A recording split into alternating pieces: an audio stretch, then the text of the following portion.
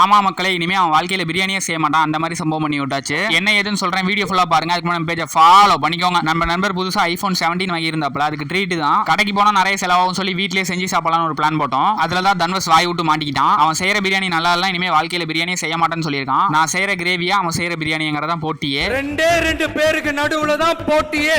Case தட்டுப்பாடா இருக்கனால விறகடுப்புலாம் சமைக்கலாம்னு சொல்லி ready பண்ணிட்டோம். அடுப்பை பத்த வைக்கிறதுக்குள்ள போதும் ஆகிருச்சு. சைட்ல கிணறு இருந்துச்சுன்னு சொல்லி எட்டி பார்த்துட்டு இருந்தாங்க.